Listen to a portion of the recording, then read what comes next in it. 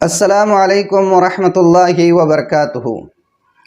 عزیز دوستو، درس حدیث کے اس مبارک سلسلے میں گزشتہ کل ہم نے جس حدیث مبارک کو پڑھا تھا وہ تھی نبی کریم صلی اللہ علیہ وآلہ وسلم کا فرمان مبارک کل بدعۃ ضلالہ، کہ ہر بدعت اور ہر نئی ایجاد کردہ چیز گمراہی ہوتی ہے۔ آج کی جو حدیث مبارک ہے اور آج کا جو درس ہے وہ ہے رسالت مآب صلی اللہ علیہ وآلہ وسلم کا فرمان مبارک۔ آپ نے فرمایا لا یرحم اللہ من لا یرحم الناس۔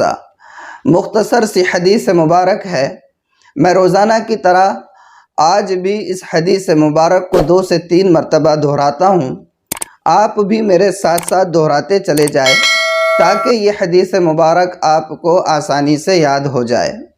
حدیث مبارک کے الفاظ ہے لا یرحم اللہ من لا یرحم الناس، لا یرحم اللہ من لا یرحم الناس، لا یرحم اللہ من لا یرحم الناس۔ ترجمہ اور مطلب اس حدیث مبارک کا یہ ہے کہ اللہ کے رسول صلی اللہ علیہ وآلہ وسلم فرماتے ہیں کہ اللہ تعالیٰ اس بندے پر رحم نہیں فرماتے ہیں جو دوسرے لوگوں پر رحم نہیں کرتا ہے۔ عزیز دوستو، اللہ تعالیٰ کی ایک صفت ہے صفت رحمان، جس صفت کے ذریعے سے اللہ تعالیٰ اپنے بندوں پر مہربان ہوتے ہیں اور اللہ کی رحمت اور اللہ کی مہربانی بندوں کی طرف اس صفت رحمان کی وجہ سے متوجہ ہوتی ہے۔ لیکن اللہ کی یہ صفت رحمت اور یہ صفت رحمان خاص طور پر اپنے انہی بندوں کی طرف متوجہ ہوتی ہے جو دوسرے بندوں کا خیال کرتے ہیں، جو دوسروں کو تکلیف پہنچانے سے اپنے آپ کو روکے رکھتے ہیں، جن کی ذات سے دوسروں کو فائدہ ہی پہنچتا ہے۔ تو اللہ کی رحمت ایسے ہی بندوں کی طرف متوجہ ہوتی ہے۔ اس لیے کوشش یہ کرنا چاہیے کہ ہماری ذات سے دوسروں کو فائدہ پہنچے۔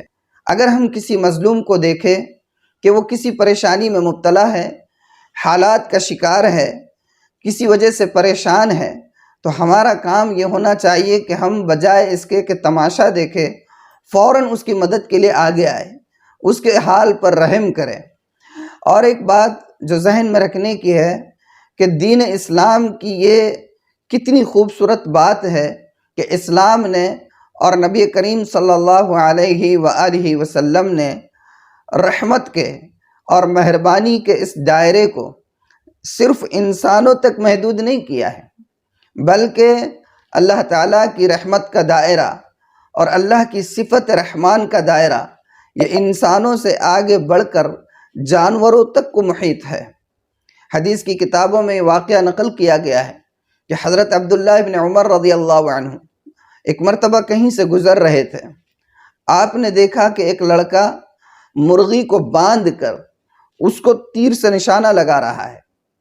حضرت عبداللہ بن عمر اس بچے کے پاس گئے، آپ نے مرغی کو کھول دیا، بچے کا ہاتھ پکڑا اور اس کو اس کے والدین کے پاس لے کر گئے اور کہا کہ اللہ کے رسول صلی اللہ علیہ وآلہ وسلم نے جانوروں کو اس طرح ایذا دینے سے منع فرمایا ہے اور ایسا کرنے والوں پر لعنت بھیجی ہے۔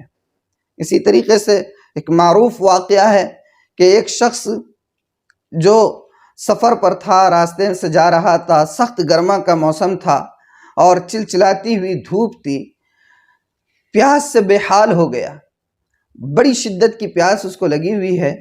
اسی طریقے سے جا رہا تھا کہ کہیں اس کو پانی کا کنواں نظر آیا، اس نے اس کنویں سے پانی نکالا اور پانی پی کر سیراب ہو گیا، اس کو اطمینان ہوا، واپس پلٹا تو دیکھا کہ ایک کتا نیچے بیٹھا ہوا ہے اور وہ پیاس سے ہانپ رہا ہے۔